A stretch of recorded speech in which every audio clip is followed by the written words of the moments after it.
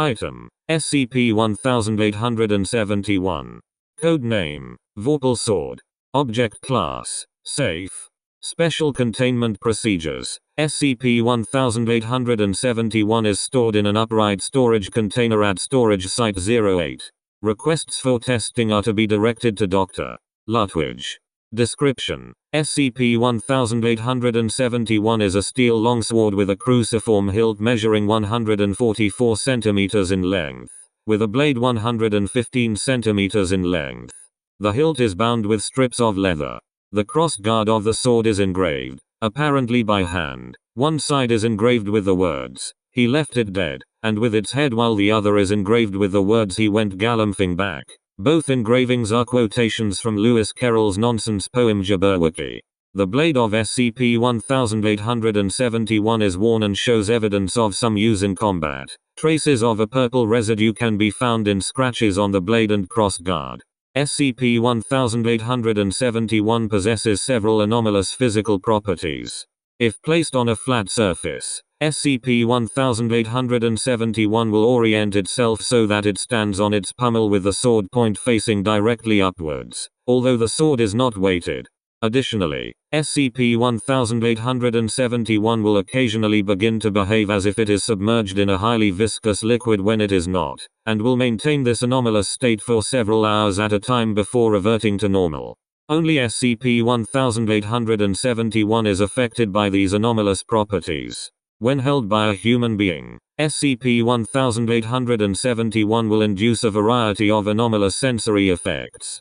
In total, 70% of all subjects have experienced changes to their sense of equilibrioception, causing their sense of balance to shift so that they perceive gravity as acting parallel to the blade of the sword, with the direction of gravity being the direction which the pommel of the sword is pointing towards.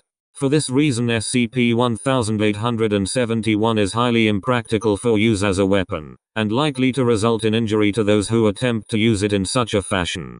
This effect ceases immediately upon SCP-1871 being removed from contact with the subject's skin. 20% of all subjects will not experience changes to their sense of balance, but will instead experience hallucinatory proprioceptive and somatosensory sensations. Such subjects will experience sensations corresponding to a drastically altered body plan of significantly larger size than a human being.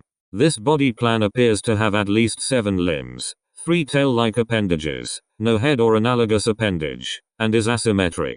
Subjects will not be able to perceive any of their own body's somatosensory or proprioceptive sensations during this time. Subjects will claim to experience the feeling of light rain on their body and wet leaves on the ground. The subject's other senses are not affected, and this can be highly disorientating and distressing for those affected. This effect does not cease when contact with SCP-1871 is broken, but can instead last for several hours after exposure. A further 10% of all subjects exposed to SCP-1871 will not undergo anomalous sensory disturbances upon contact with the object. However, upon swinging the object, the stroke will appear to occur instantaneously without SCP-1871 or the wielder's arms moving through any of the intervening space.